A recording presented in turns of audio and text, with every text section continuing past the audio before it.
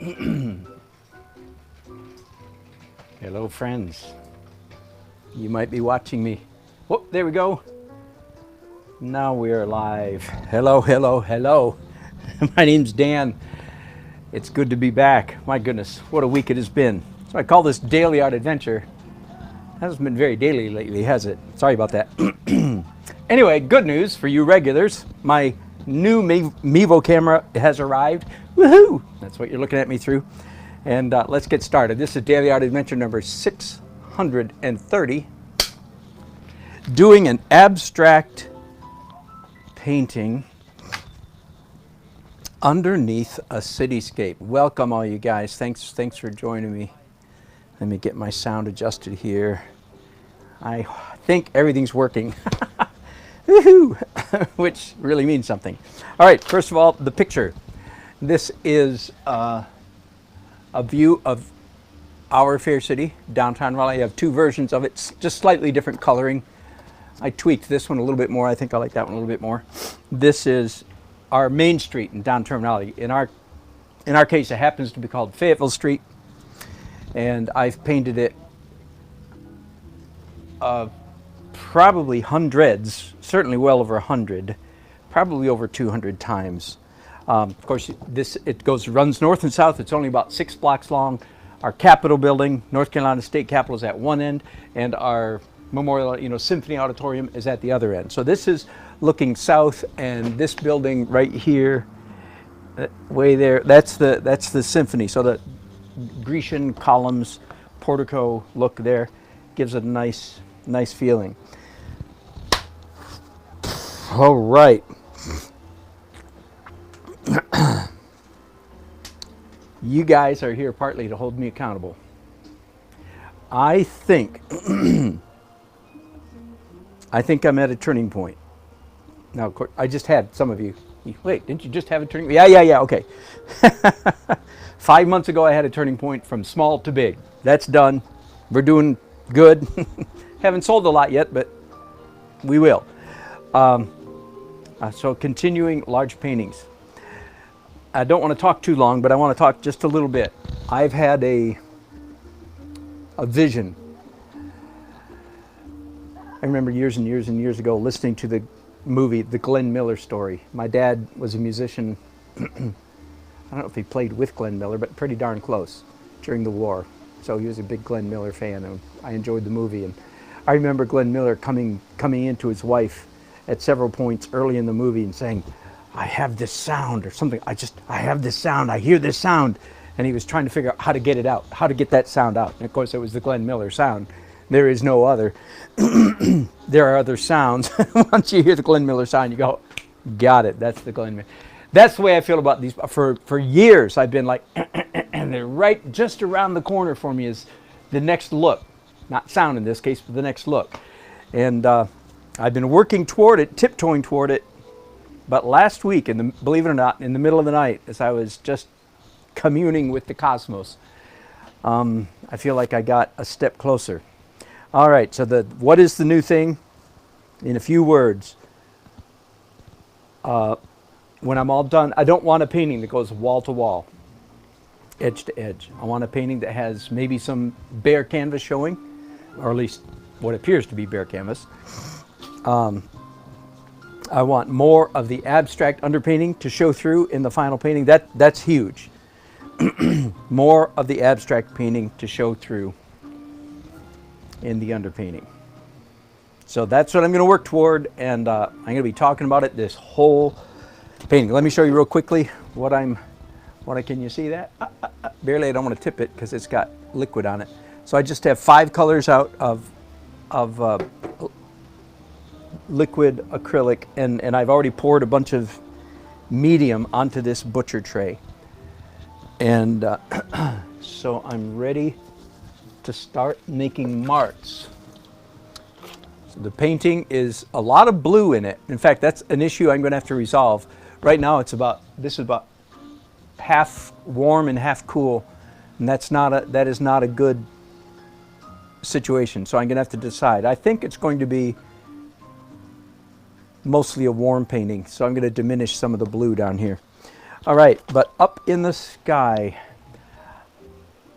I am feeling, for some reason, and I'm not sure what the reason is, but I'm feeling, a fly landed in my paints. That's funny. That's a first. And he didn't escape. He's stuck in my medium. I don't want fly guts, house fly guts on my... Every day something, isn't it? Life's an adventure, isn't it? All right, so I got two big things in my hand, and for some reason I'm feeling a big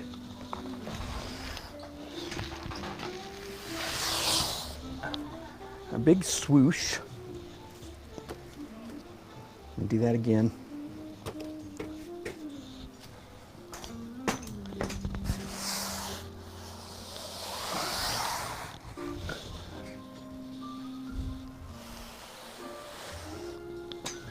Let me talk to you a little bit about, since I'm going to be doing this particular abstract painting, I'm going to be doing it for a while, a little bit longer than normal. Why?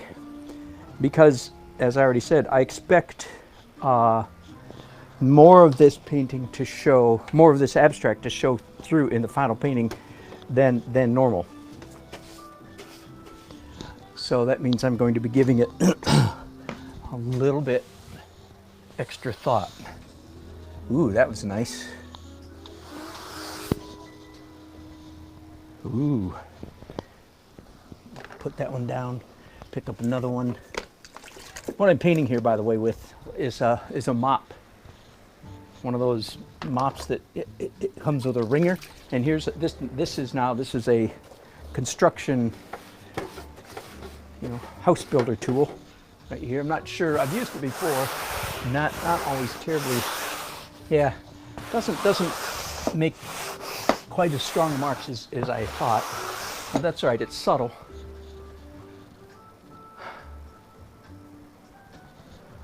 And then this is again a house construction tool used for doing texture in plaster.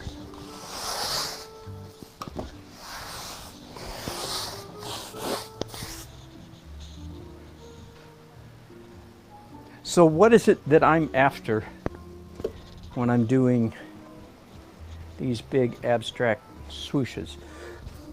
Well, first of all, just in case any of you, if you've never gone to my website, dannelsonart.com, and looked at my abstract page,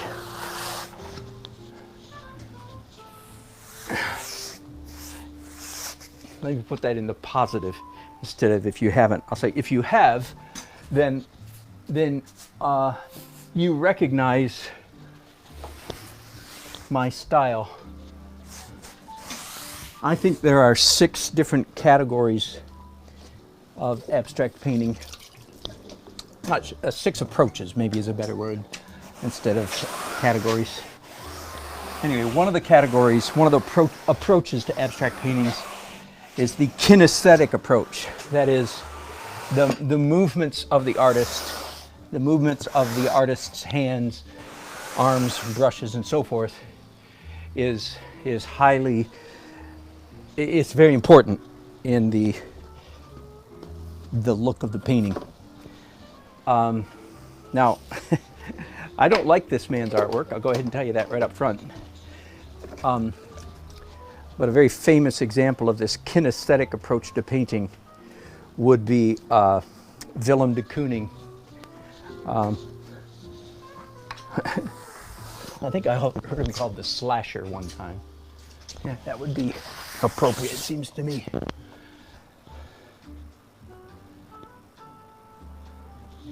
So movement, confident, bold, fun movements is a huge part of what I'm after here in the abstract. And again, if you go to my dannelsonart.com and click on paintings, then click on the abstract album, you'll see a couple hundred abstract paintings. And indeed, you will reckon, you'll say, oh yeah, how about his finished abstract paintings are kind of like this. A lot of kinesthetic movement. All right, that's enough. I'll change tools again. So I've got a whole bunch of stuff just ready to go here. Next, I'm going to use some rags. Of course, all of this stuff will need to be cleaned out, rinsed out. That's the work of being an artist. When I'm done painting here. Does this look like fun, Lake? I got Lake visiting me here behind me. I'll give you it.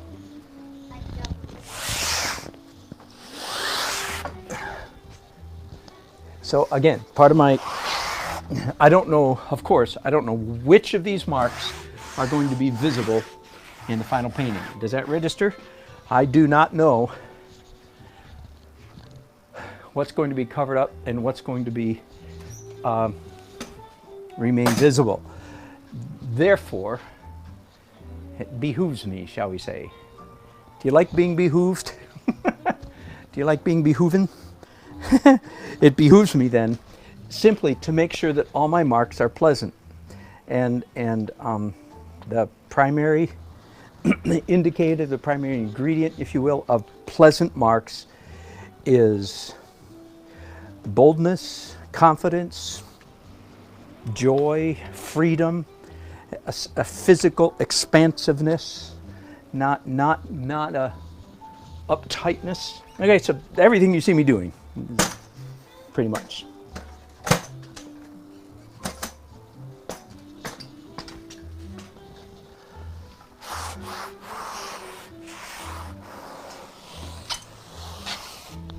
And as you can see, yeah, a lot of my strokes marks go all the way through the entire canvas from one side to the other.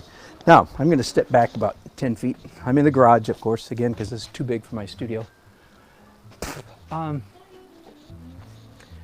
Not bad. I need a little more energy over here. And I think I'm going to do some darker green this time.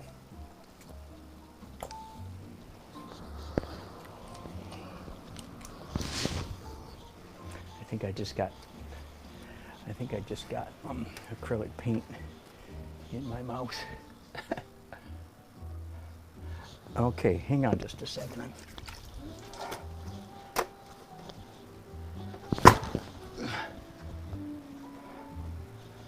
I like that.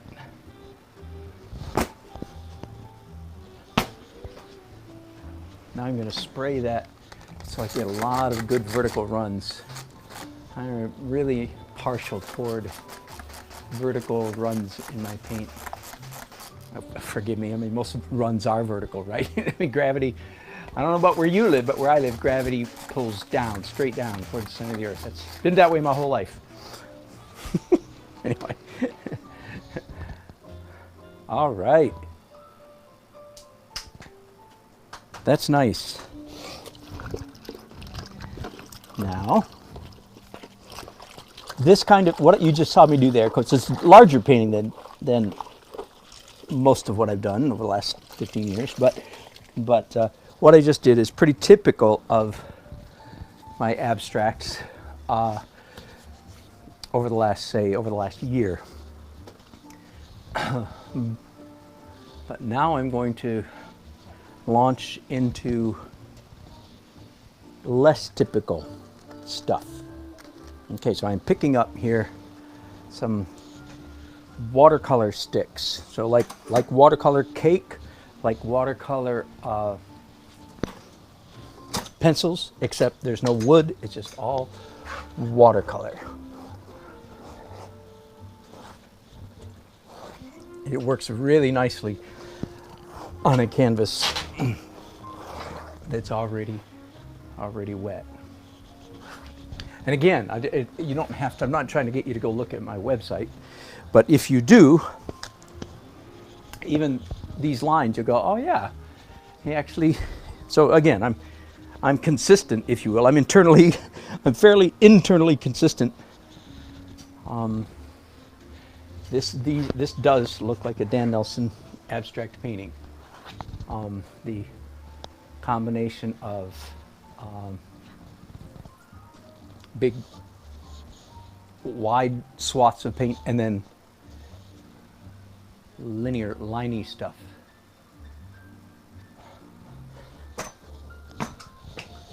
And the next thing I'm going to do, after a little bit more liney, is going to be some white paint. Opaque. In fact, I'm going to go ahead and do that now while that paint is still wet. And I've discovered, and this using white in the underpainting is quite new to me. That's only in the last 4 months, I think, that I've started doing that kind of thing, doing white acrylic in the underpainting stage. I used to just do, in other words, I'm getting more intentional and intense, if you will, with my underpainting abstract. Now, some of what I'm painting on right now, of course, is still wet. So when I rub the white acrylic on top of it, it picks up some of the paint color underneath. And I am using that to my advantage.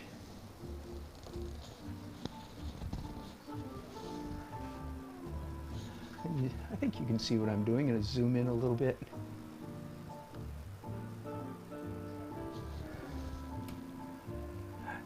Now that stroke right there, that is at the risk of being overly self-aware. Do you know those kind of people that are too self-conscious? It's at the risk of being that. I will tell you though, that is a classic Dan Nelson mark. Why? Very easy to describe, very easy. First, I don't know why I like it, but I like, in other words, I had a green watercolor stick in my hand and I went like that. It was just a skinny line. But then when I came with white opaque, I painted up to that line on both sides and ironically, if you will, accentuated it, made it considerably more pronounced than it was when it was just the pencil. And for some reason, I do a lot of that, not just in my abstract paintings, I do a lot of that in my finished representational paintings. I don't know why. It's just one of those funny things. That look tickles my eye somehow. All right, let me back up so that I'm not forgetting any chats yet. Hello, Foxhole Willie. It has been a while. I have been, by the way, and I didn't say anything yet, I am still fighting a cold. This is ridiculous. I've had a cold for more than 2 weeks. It's kind of a low grade, not a killer, just a cough and a sneeze and a wheeze and watery eyes and nose and so on. Just crazy. I don't know what the deal is. It's been over 2 weeks and sometimes accompanied by, anyway, so that's a little bit of the reason why I haven't broadcast a lot. I've been sort of running on two pistons, if you will.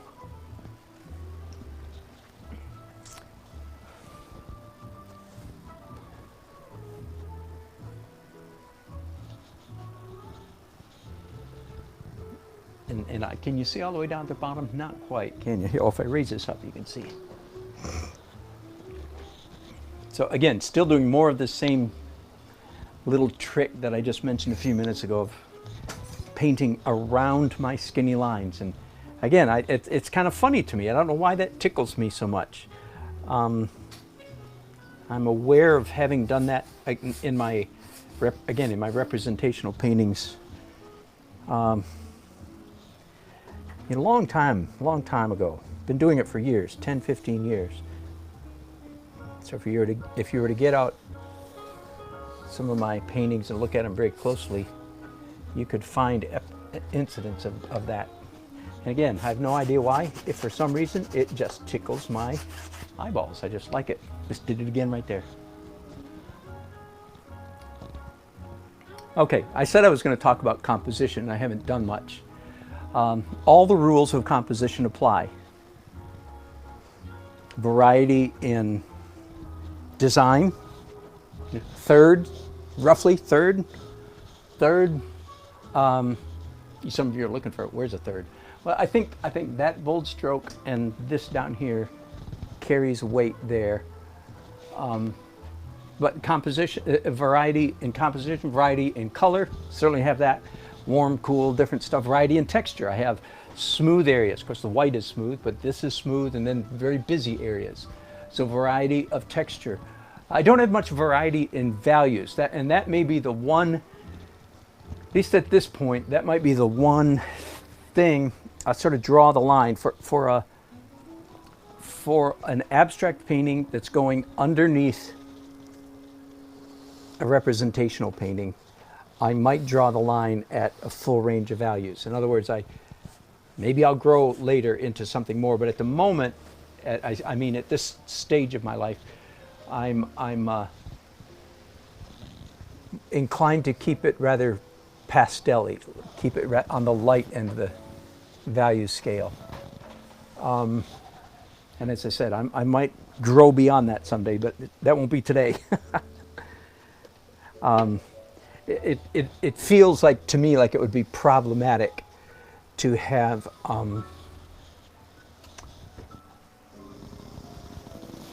real dark stuff under my representational painting. So, and again, I might grow beyond that in the near future. I say, no, what was I thinking? It's brilliant to have dark stuff. Maybe, but at the moment, no, that's not the way I feel. So, it's not going to happen.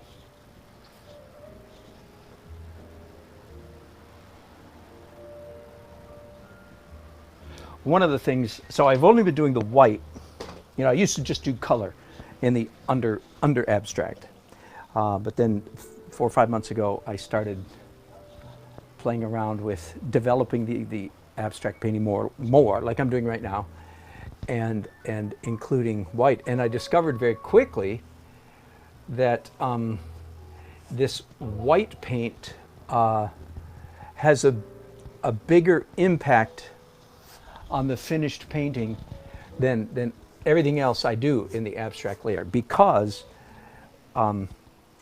all of the color stuff, I'm not sure why, but I'll tell you what happens. All of the color stuff can be covered up with subsequent layers of acrylic and oil, right? But where I put this white stuff, it creates such a shift in texture that it continues to show up late, all the way through to the very end of the painting. So pretty interesting. Actually, the colors that I just put down look bold, but in reality, the white stuff that I'm doing right now is actually the most bold stuff. So I'm being, as you can maybe tell, a little bit careful about how I put it and where I put it.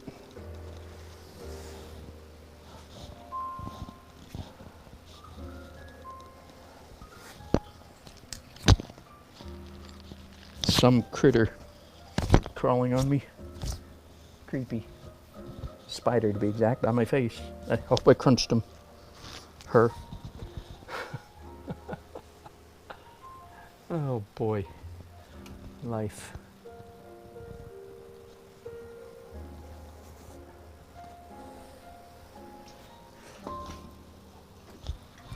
I'm going to, a few chats there, I'll get to them in just a minute. I'm going to stand back about 10-15 feet again outside my garage door and look at this. Say, yeah, okay. Not bad. I'm going to do more. I'm going to do more color. But before I do that, I'm going to pick up my favorite black pencils. I talk about these all the time, but for you new people, Jerry's Artorama Jumbo Jet Black. Okay, kind of like a Conti crayon, little bit greasier, so to speak, than a Conti crayon. Not as greasy as a grease pencil. In fact, I used to have around here. I would really like a Conti crayon right now, but I don't think I got one of those out here today. So I won't waste your time looking. But on a painting this size, actually, the bold stroke would be nice. And you can see that a lot of what I'm doing, both with the white and now with the black, is echoing, right? You see that, and that's, pretty intentional. That is not an echo shape.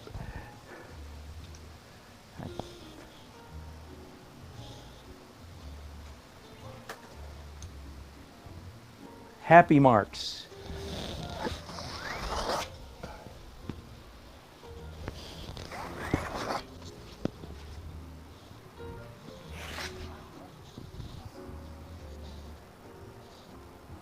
I was teaching some months ago, and I can't remember now, honestly, if I was teaching just online here or if I was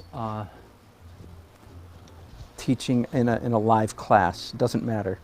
I had a moment of revelation.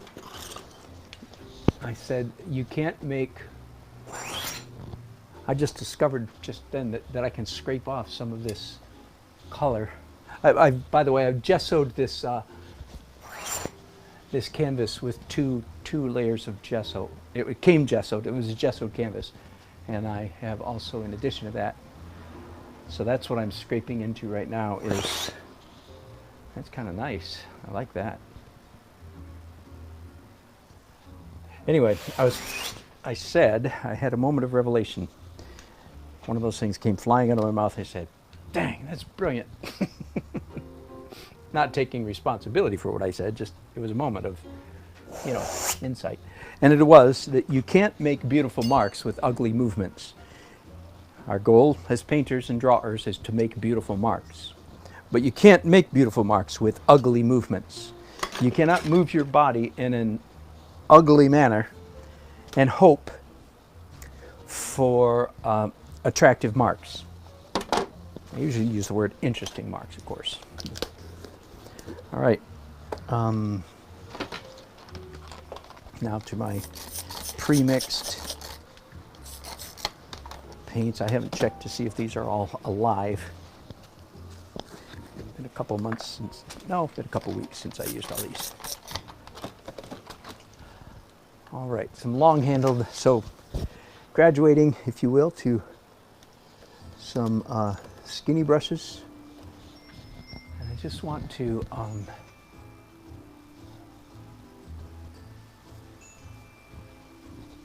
re-accentuate a few bits here.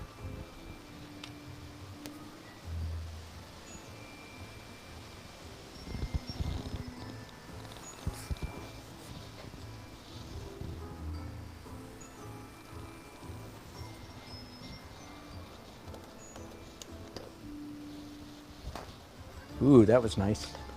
We'll do that one more time, and that's okay. A couple spatters.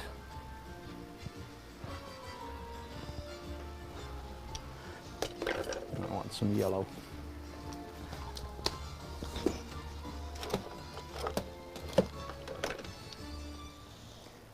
Okay, so you can't make beautiful marks with ugly movements.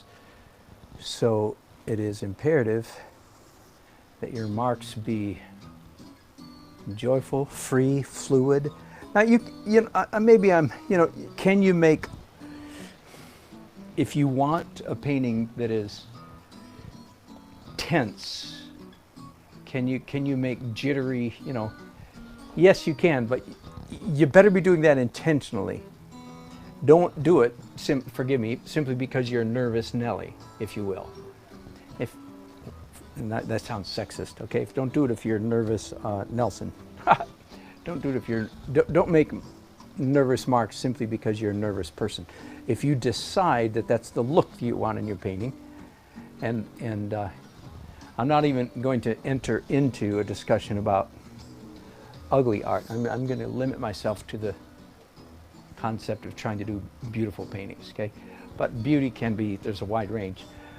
So could you do ittery, jittery, stuttery, jerky marks? Yeah, you could. Absolutely, you could. But that had better be a conscious decision. You're not just simply making those marks because you, in fact, are, I don't know what, because you're insecure, okay? That won't work. All right, I'm not going to chase that, chase that rabbit any further than that right there.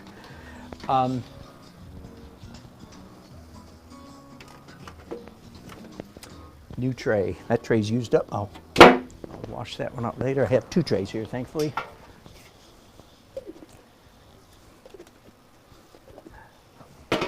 I am going to limit this broadcast to just this abstract process. I'm not going to go into, I'll start another broadcast when I'm ready to start doing representational stuff. Hey, let me see some of your chat. A lot of good fun chats over here. Uncle 60, good to see you, my friend. Why is it that oil glazing, opaque oil paints adhere to your underwater based painting? Good question. Okay, so several people have asked that over the years. Uncle 60 is asking a very good question, okay? Why, why? Am I confident? The answer is yes, I am confident. Am I confident that my oil overlayers, overpainting, will in fact successfully adhere to the acrylic water-based underpainting, right? Fair enough? Well, first of all, you can go that way, you can't go the other way, okay?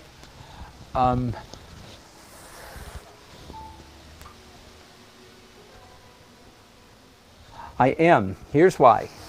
First of all, when I'm finished with the acrylic layer, in spite of the fact that I'm sort of plastering it on, it looks like pretty thick at the moment, there really will not be any glassy, smooth plastic areas. Okay, so I'm not putting it on so thick that it's going to dry like a sheet of plastic. Now, please understand, those of you who, either if you use acrylics or you don't, acrylics are plastic. So think like, when I say acrylics are plastic, think like a little boy's plastic truck or a little boy's plastic airplane. When acrylics dry, they are like the wing of the little boy's plastic airplane. Okay, it's plastic. It's not going anywhere. It's about as inert as you can get. Plastic's pretty inert, right? Much to the chagrin of all of the environment. You know, the plastics floating around in our ocean, they think are going to be there for 10,000 years. Why? Because plastic is inert. Now, some of it is UV. Anyway, never mind. We won't get into that. Plastic is inert. That's all I'm going to say. I'm adding a lot of yellow here all of a sudden. I'm liking it. So the question is, does oil paint stick to plastic? And I have a couple things that make me confident. One is the plastic is not slick like the little boy's airplane wing. It's bumpy. The texture of the canvas and so forth is still coming through. Does that make sense? Okay. I would be a little more concerned if I was laying down thick slabs of acrylic that would dry like the little boy's plastic airplane. I would be a little more concerned. But two things make me not too concerned. Number one is when I switch to oil, my medium, now this is just, I just stumbled on this by accident 15 years ago. When I switch to oil, my medium of choice is liquid, which of course is an oil medium, right? It goes with oil paints, but it just happens, just turns out that liquid plays very well with water. Now, I don't know if the Winsor Newton people who make this stuff, I don't know if they know that. I'll tell you one of the funny ways that I know this. Man, this is 12, 15 years ago now. I was in my studio right here in this house painting in my studio, and I was painting in oils. At least I thought I was painting in oils. Turns out I had picked up a tube of orange acrylic paint and put it on my oil palette. I didn't know that it was, did not know that it was acrylic, thought it was oil. And proceeded to paint, you know, all afternoon long. Late in the day, it's like, man, that orange is drying really fast. Anyway, here's what happened. I was mixing acrylic paint with liquid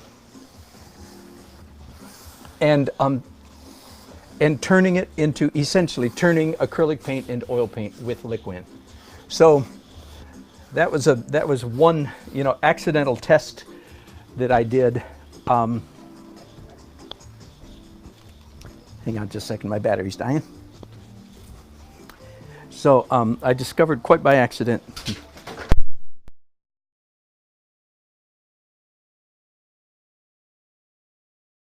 Hang on, we had a little.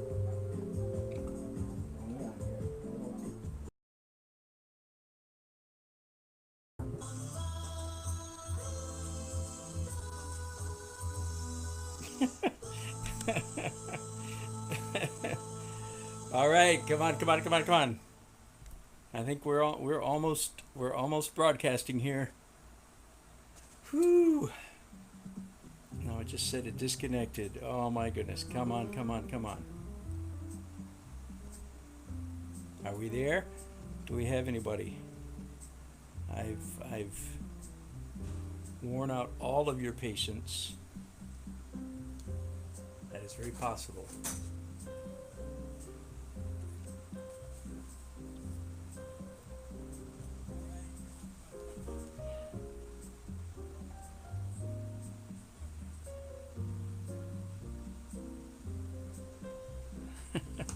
Okay. I think I'm broadcasting. Oh my goodness. So I had you zoomed in for a while. So, Jake, I'm laughing at your comment. I should be crying, but I'm not. I'm laughing. Your comment is very well deserved. Jake Weidman says, I love Dan, but he's a terrible broadcaster. Oh my goodness. Trust me, I am working on it. I'm gonna protest and say, yeah, well, part of it is I try to do things. I try to do things that not very many people have other try to do. It's not a very controlled environment. Just for what it's worth. So what happened? Here's what happened. My phone, it's hot summer. My phone overheated and turned itself off. Now before that, evidently I was doing very bad broadcasting and had my camera zoomed in. Not even sure how that happened. So yes, my deepest and sincere apologies to all of you who suffered through my inept broadcasting. Jake, I don't blame you, my friend. Glad you love me. Sorry that my broadcasting is so terrible. It is going to get better. Because little by little you discover every stupid stinking thing that can go wrong. Like in the summertime, your phone overheats and turns itself off. Oh my goodness. Anyway. And then at the same time that it turned itself off, it fell over. Anyway, all right. And zoom back a little. Thanks for the tips of Jake about my cold. I'll give it a try. The pencils, just one hardness. Might cure Dan's zoom as well. Love you guys. And I am sorry that I put you through crap. Oh my goodness. Jake, I deserve every bit of that criticism. I don't blame you one bit. I just have high hopes of getting better. That's all I can say.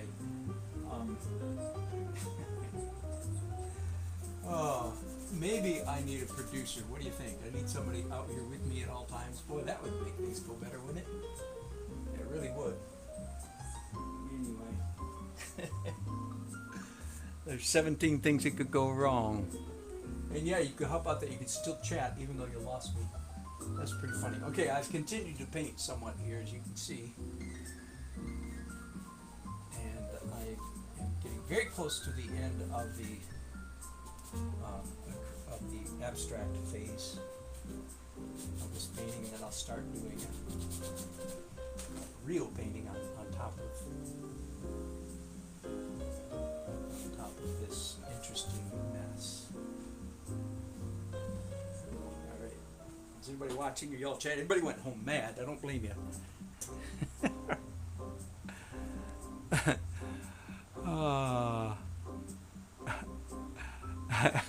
Hey, Jake in South Africa. Thank you, Marlene. I got one gracious lady out there. Jake, I'm making you suffer. I'm making people on the other side of the world suffer. That's got to be a talent. Thanks for hanging in there.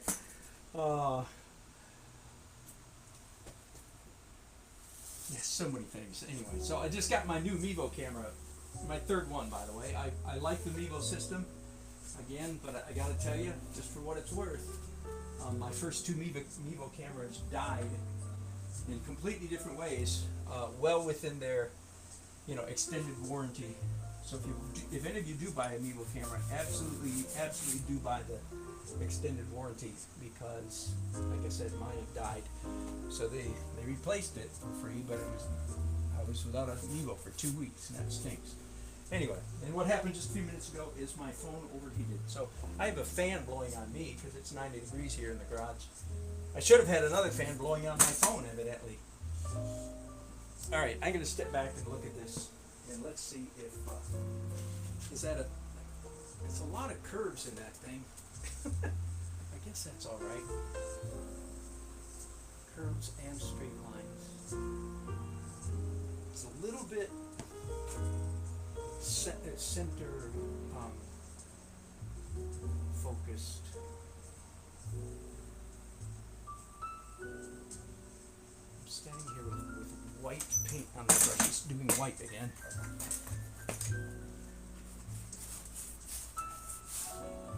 So for those of you who missed the beginning, perhaps, of this broadcast, let me tell you what my hopes are for this painting, and perhaps all my paintings from here on out in the future. Because I think I'm at a turning point. For years, I've been wanting to have more abstraction in my finished paintings, but wanting, as an artist, wanting something and accomplishing it are two different things. Do I hear an amen? Wanting to get looser and actually getting looser are two very different things, as everybody who's an artist knows. So I've been wanting, but I couldn't quite see it. Last week I came to meet a vision, sort of. I think I can see it. So my hope for this painting is to allow much more of this abstract underpainting, and even some white canvas to show through, white canvas or white acrylic, as the case may be, to show through in the final finished painting. That's hard to describe, and we're all going to find out together if it'll actually work, if I can pull it off, and if it'll look good. But that's my hope. So it's a real shift for me. I think I need some lightness up here now.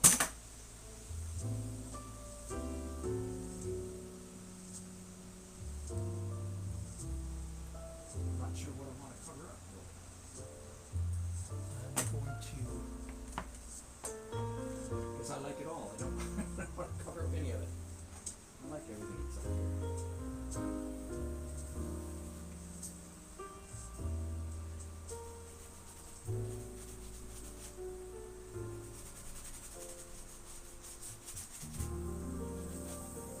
Some softer edges. My abstracts tend to be sort of hard-edged, don't they? And that's on purpose too, because I want them to kind of pop out through the finished painting. But little soft edge. Always a good idea. Soft edges are always a good idea. There we go. A little rhythm there. That's that worked out well. I like that.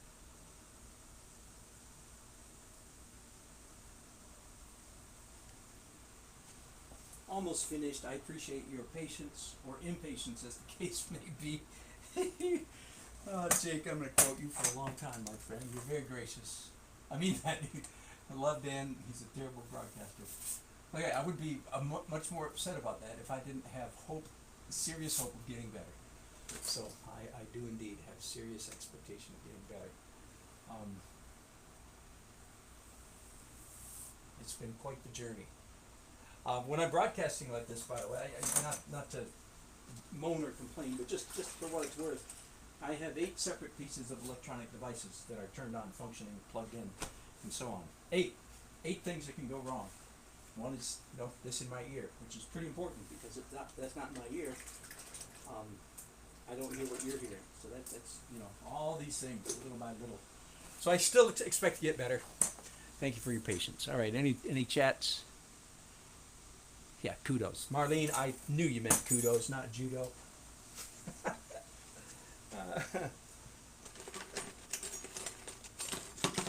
We're all getting so we recognize, spell check stuff, don't we? Looking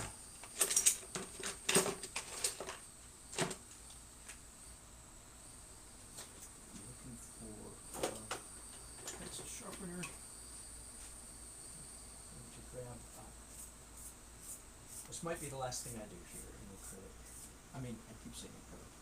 The last thing I do here in the underpainting, which is I've got a brown watercolor in one hand and a pencil in the other.